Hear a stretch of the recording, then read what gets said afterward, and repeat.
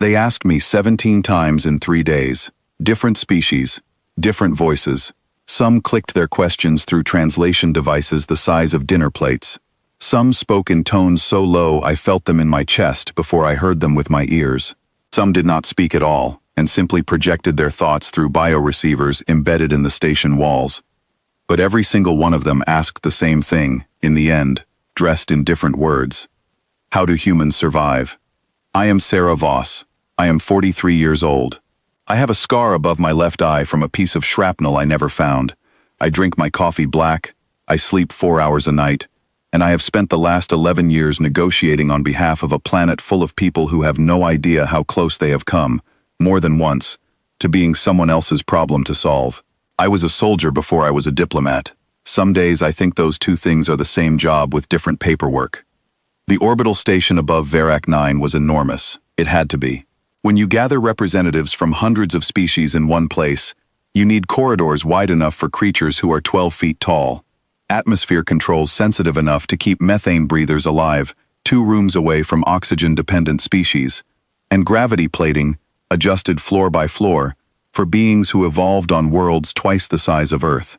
I had been walking those corridors for 3 days, and I had seen things that should have made me stop and stare every single time.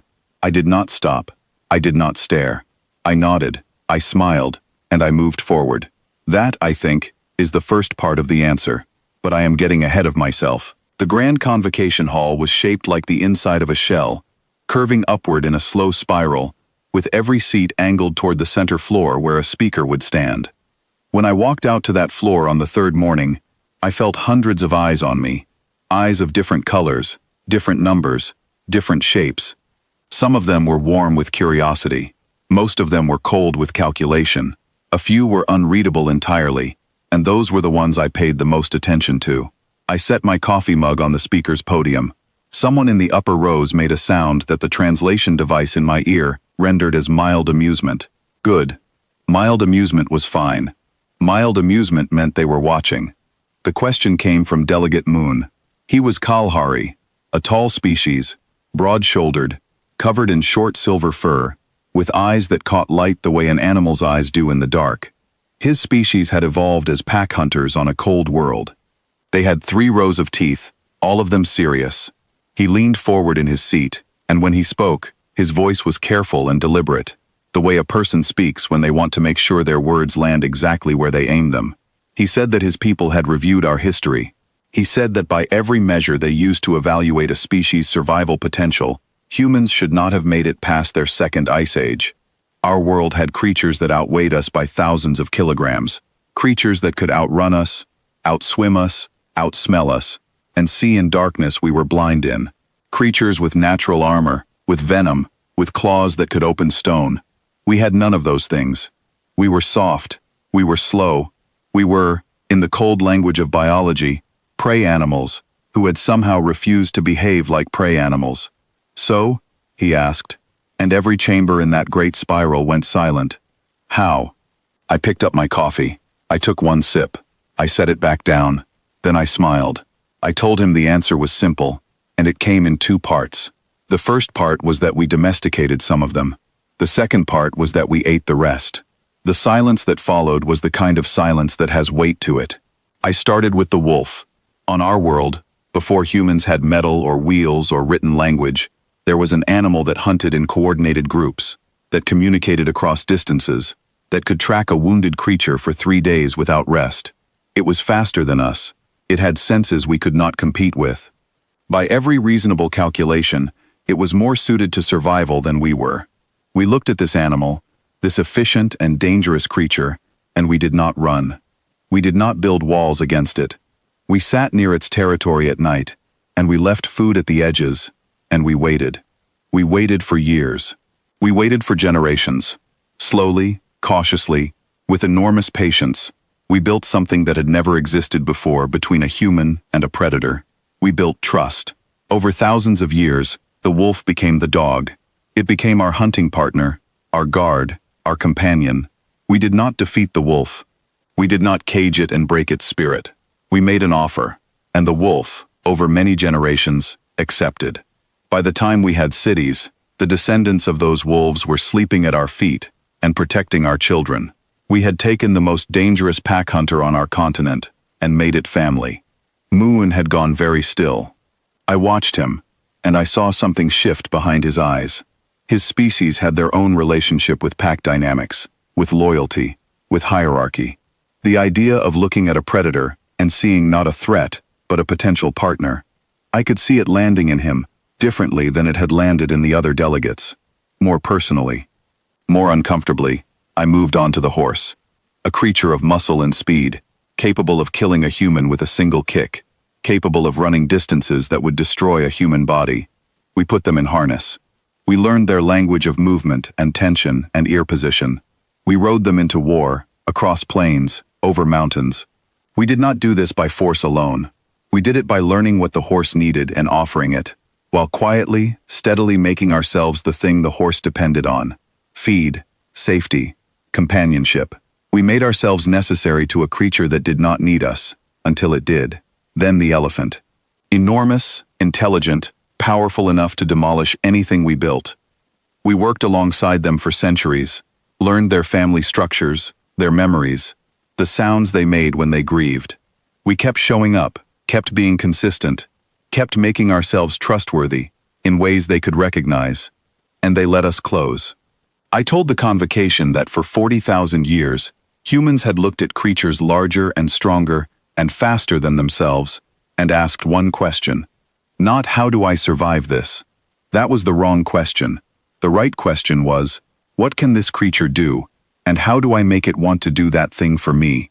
We were, I said, the only species on our entire planet who had systematically taken predators and turned them into partners.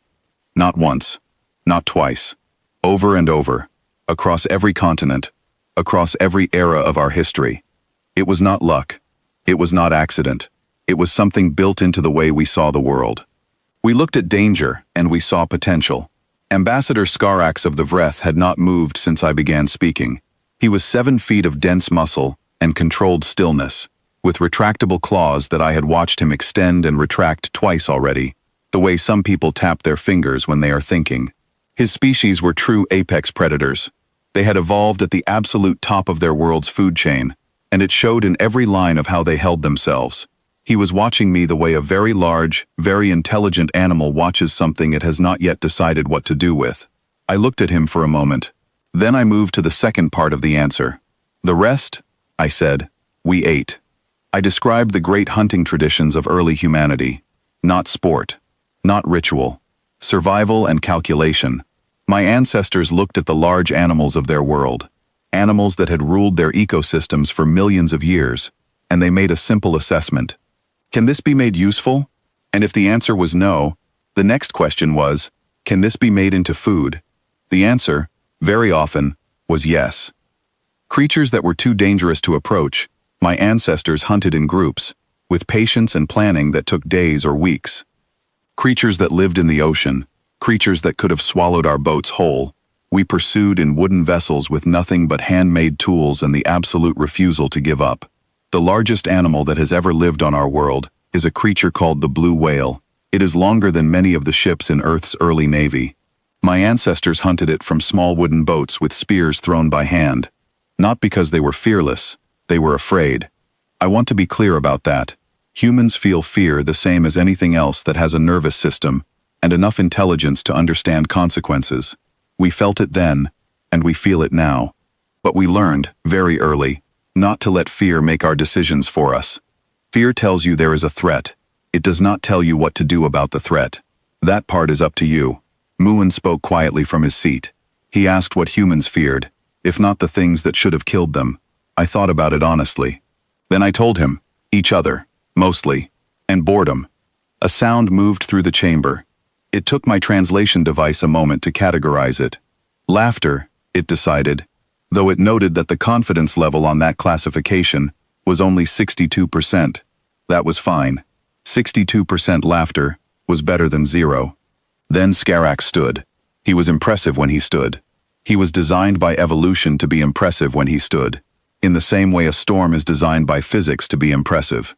He listed, in a low and careful voice, every physical disadvantage of the human species. No claws, no armor, no venom. A body that broke in cold, overheated in warmth, needed sleep every single night, and could be ended by things as small as microbes. He was not wrong about any of it. He towered over me from across the chamber floor, and I knew he was making a point that was meant to be felt by every delegate watching. I did not step back. I looked up at him, and I thought about all the animals that had done this same calculation over my ancestors, and come to the same conclusion. I thought about how many of those animals were gone now, and how many humans were not. Then I made him an offer. I told him that his species could be very valuable partners in the Accord, that the Vreth's capabilities and humanity's capabilities complemented each other in ways that could benefit both of our peoples for generations. I told him I was extending this offer first, because it was the better option, and I believed in giving intelligent beings the better option before considering anything else. I paused. I told him to think carefully before deciding he preferred the other option. He looked at me for a long time. The chamber was completely silent. Then he sat down. The delegate from the Obsidian Collective had been silent throughout everything. They were a hive intelligence, a shimmer of connected biological matter contained in a sphere of treated glass, ancient and vast in the way that things are when they have been consuming and expanding for longer than human civilization has existed. They had been listening, processing. They transmitted a single, flat question through the station's communication system. They asked if humanity believed it could apply the same logic to species that existed on an interstellar scale. I slid a datapad across the council table without standing up. I did not slide it toward the Obsidians. I slid it toward the Accord's presiding council. It contained 14 months of careful research. It contained every vulnerability our analysts had identified, every pattern our observers had documented, every frequency our engineers had isolated. We had known the invitation to the Accord was coming. We had prepared. I told the Obsidians, without looking directly at their containment sphere, that we had been studying them for over a year, that we found their methods interesting, and that, unlike the animals of our homeworld, they had not yet been domesticated. I left the second half of our old answer unspoken. I did not need to say it. Every intelligent being in that chamber was intelligent enough to complete the sentence themselves. The Obsidians went very quiet, and they stayed quiet. After the vote, which went the way I had believed it would go, because I had done the work to make sure it would, Moon found me in one of the station corridors. He walked beside me in silence for a while, which I had learned was how his species processed things that mattered to them. He asked me, finally, if I ever got tired of being underestimated. I thought about that question for a few steps. Then I told him no. I told him that being underestimated was one of the most useful tools humanity had ever had. Every creature on our world that looked at my ancestors and saw prey had made a mistake. Not a small mistake either, a final one. And now here we were, at the edge of something much larger than one world, and the pattern was holding. He was quiet again. Then he told me his people would be honored to learn from ours. I told him the feeling was mutual. And I meant it. Later, standing alone at a viewport looking out at stars I did not yet know the names of, I thought about the question one final time. How do humans survive among predators? We show up. We pay attention. We feel the fear and keep moving anyway. We look at the things that could end us and ask what they could do for us instead. We make allies where we can, and we make other arrangements where we cannot. We are patient beyond what seems reasonable, and stubborn past the point that seems wise. We have been doing this since before we had words for it. And the galaxy, vast and old and full of things that have never had to be clever, because they were always the strongest thing in the room, has not met anything quite like us before. I finished my coffee. I went back to work.